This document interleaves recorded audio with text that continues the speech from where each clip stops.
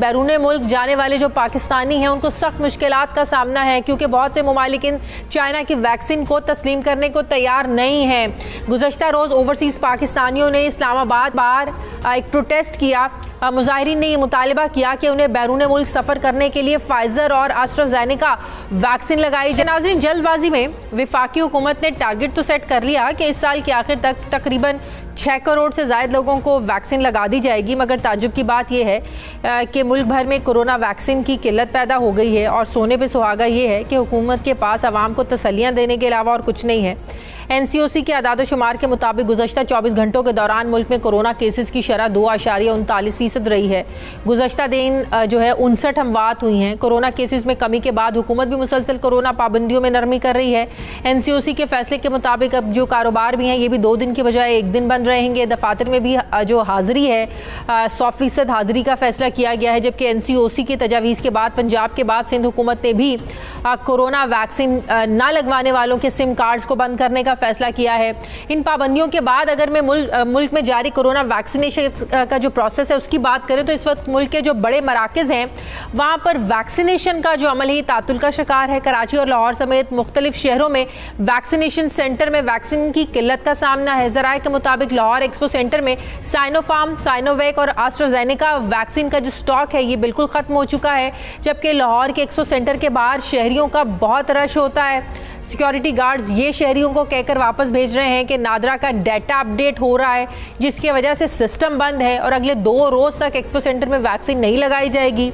दूसरी तरफ आलमी दायरा सेहत में साइनोवैक और साइनोफार्म की मंजूरी के बाद भी कई ममालिक की मंजूर शुदा फहरिस्त में ये वैक्सीन शामिल नहीं है, जिसकी वजह से बैरून मुल्क जाने वाले जो पाकिस्तानी हैं उनको सख्त मुश्किलात का सामना है, क्योंकि बहुत से ममालिकिन चाइना की वैक्सीन को तस्लीम करने को तैयार नहीं हैं। गुज़श्ता रोज़ ओवरसीज़ पाकिस्तानियों ने इस्लामाबाद के F9 मास वैक्सीनेशन सेंटर के बाहर एक प्रोटेस्ट किया। मुजाहिरीन ने यह मुतालबा किया कि उन्हें बैरून मुल्क सफ़र करने के लिए फाइज़र और एस्ट्राज़ेनेका वैक्सीन लगाई जाए, जिसके बाद आज डॉक्टर फैसल सुल्तान ने बताया कि हुकूमत ने अपनी वैक्सीनेशन के हवाले से जो पॉलिसी है इसको तब्दील करते हुए अब जो बैरून मुल्क जाने वाले 18 साल से ज़ायद अफराद हैं, 18 साल से ज़ायद उम्र के जो लोग हैं उनको एस्ट्राज़ेनेका वैक्सीन लगाने का फ़ैसला किया है। अब सवाल ये है कि हुकूमत जहाँ सरकारी और गैर सरकारी अफराद के लिए वैक्सीनेशन को लाजमी करार दे रही है, वहीं वैक्सीन की किल्लत से आने वाले जो दिन हैं इनमें क्या असरात मुरतब हो सकते हैं, क्योंकि केसेस में नुमाया तौर पर कमी भी देखी जा रही है। इसी तरीके से अगर वैक्सीनेशन करने में सुस्ती अब होगी तो क्या इसके कुछ असरात भी देखने में मिलेंगे। डॉक्टर साहब, हुकूमत ने तो बड़ा ज़बरदस्त किस्म का टारगेट सेट किया हुआ है कि इस साल के आखिर तक 6 करोड़ लोगों को वैक्सीनेशन लगाने में कामयाब हो जाएंगे। टारगेट तो बड़ा ज़बरदस्त रखा हुआ है, लेकिन जिस तरीके से हम देख रहे हैं पिछले 2-4 रोज़ से वैक्सीनेशन लग नहीं रही है और वजह यह है कि वैक्सीनेशन है नहीं है।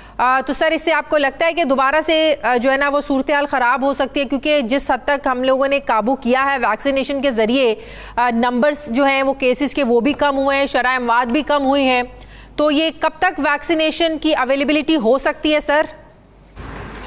जी शुक्रिया। बात यह कि ये जो शरह अमवात कम हुई है और पाकिस्तान में जो कंट्रोल में रहा है पूरी सूरत हाल दूसरे ममालिक के मुकाबले में, इसका वैक्सीन से कोई ताल्लुक नहीं है। अच्छा। ये जो है ये हुकूमत की पॉलिसी का ताल्लुक है, क्योंकि वैक्सीन तो आपके अभी तक 1 करोड़ अफराद को भी नहीं लगी। 22 करोड़ पॉपुलेशन है, 1 करोड़ को भी नहीं लगी। तो इस स्टेटिस्टिक्स में जो ये कम हो रहा है उसमें हुकूमत की बहुत अच्छी पॉलिसीज़ का ताल्लुक है कि ये रोज़ाना की बुनियाद पे रिव्यू करते हैं। 5, 6, 7 हज़ार मकामात को लॉकडाउन किया जाता है, कुछ इलाकों को रिलैक्स करते हैं। इसमें वैक्सीन का होना या ना होना जो है उसका ताल्लुक नहीं है, बल्कि हुकूमती पॉलिसीज़ का और स्मार्ट लॉकडाउन का डायरेक्ट ताल्लुक है, जिसकी वजह से ये सूरत हाल यहाँ पे कंट्रोल में है अल्हम्दुलिल्लाह, हिंदुस्तान या दूसरे ममालिक के मुकाबले में। हाँ। वैक्सीन के जो सवाल उठाया है आपने, ये बहुत बड़ा मसला है, क्योंकि वैक्सीन पाकिस्तान में तो बनती नहीं, हमें बाहर से ख़रीदनी है। बाहर से जो है वो उनके पास लिमिटेड सप्लाई है, दुनिया भर की डिमांड है, बहुत सारे ममालिक ने ओवर बुक कर रखी है।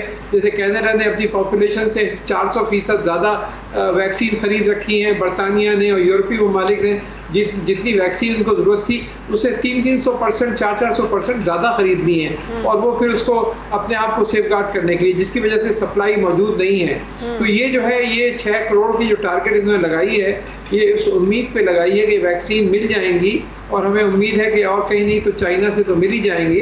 लेकिन ये जो दूसरा जो बड़ा मसला आपने पॉइंट आउट किया है कि जो बाहर यूरोप और अमेरिका की तरफ जाने वाले लोग हैं, ख़ासतौर पे स्टूडेंट्स हैं, उनके लिए फाइज़र और एस्ट्राजेनेका ये जो शराइत लगा दी गई हैं, ये बहुत नाजायज़ चीज़ है। क्योंकि जी सर, जब आलमी इदारा सेहत ने इन वैक्सीनेशन को अप्रूव किया है तो फिर तो ये कोई पर्सनल वॉर लग रही है चाइना के खिलाफ, एक प्रोपेगेंडा लग रहा है इन ममालिक का कि चाइना की वैक्सीन इनके लिए एक्सेप्टेबल ही नहीं। आपको पता है हमारे मुल्क में तो ज़्यादा तादाद जो लोगों को लगी है वैक्सीनेशन की, वो तो चाइनीज़ वैक्सीनेशन लगी है। बिल्कुल आप सही फरमा रही हैं। ये जो है ये सिर्फ सियासी तौर पर इस्तेमाल किया जा रहा है और कमर्शियल फ़ायदे, ताकि लोग जो है मजबूरन फाइज़र ख़रीदें और मजबूरन एस्ट्राजेनेका लगाएं।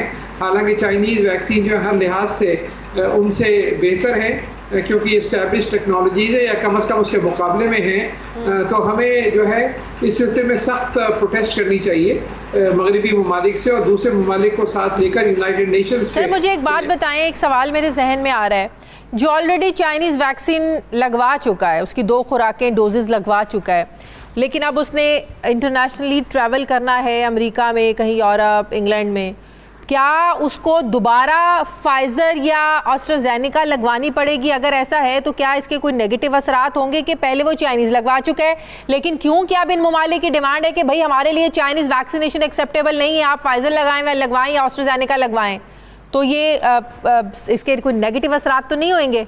बिल्कुल नेगेटिव असरात हो सकते हैं, रिएक्शन हो सकता है। ये बिल्कुल एडवाइजेबल नहीं है क्योंकि आप 8-10 महीने या 12 महीने तक, जब तक उसकी एंटीबॉडीज़ पहली वाली वैक्सीन के नतीजे में एंटीबॉडीज़ मौजूद हैं आपके यहाँ, तो आपके जिस्म के अंदर, तो आप दूसरे वैक्सीन जो है वो नहीं लगवानी चाहिए। और इसको जो है मेडिकली भी इसको मना किया गया है जब तक कि साइंटिफिक डेटा नहीं आ जाता कि कौन सी वैक्सीन किसके साथ मिक्स हो सकती है, जब तक ये इस्टेब्लिश नहीं हो जाता कि ये सेफ़ है, जब तक बिल्कुल मेडिकली ये एडवाइस नहीं किया जाता कि आप पहले एक वैक्सीन लगा चुके हैं तो मजबूरन फिर दूसरी वैक्सीन लगा लें।